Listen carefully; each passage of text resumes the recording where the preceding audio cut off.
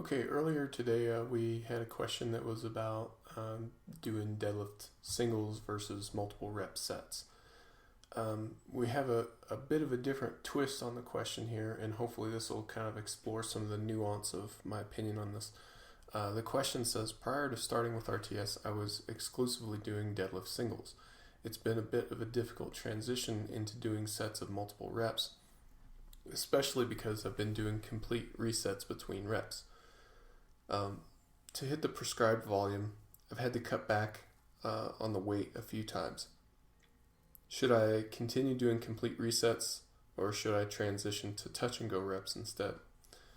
I do not want you to transition to touch and go. Do not do touch and go.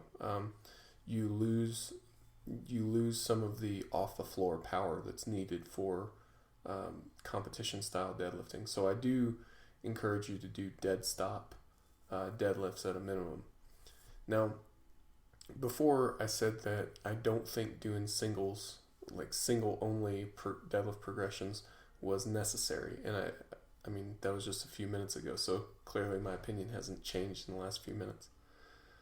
But in this case, you're already used to doing deadlift singles, you're struggling to do multiple rep sets in the deadlift. In a case like this, I don't think there's any harm in continuing to do singles. I'm not sure that there's any benefit to it other than, you're just more comfortable with the singles. I mentioned whether or not there would be any sort of detraction, and there may be, but for now, I think the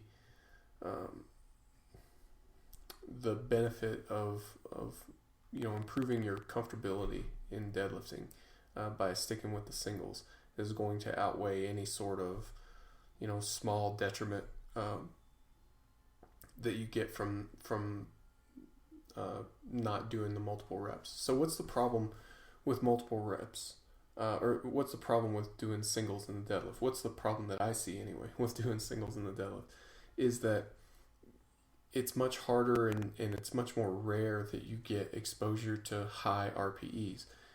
You don't get exposure to these high efforts. Also, I think there's kind of a motor learning piece that goes into multiple reps in the deadlift. Lots of people have noticed that technique, bar placement and everything are better on, the second rep on, because you have that reset that you get from lowering the barbell.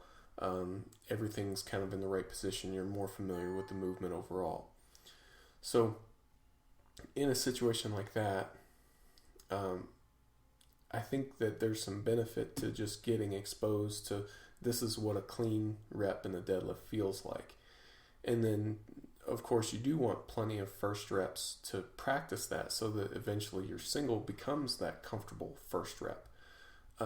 But I don't think it's very easy to get there if you never experience this multiple reps in the deadlift. And also, I do think there's something to be said for experiencing high RPEs in the deadlift. And if you do singles only, it's more difficult to produce that high RPE.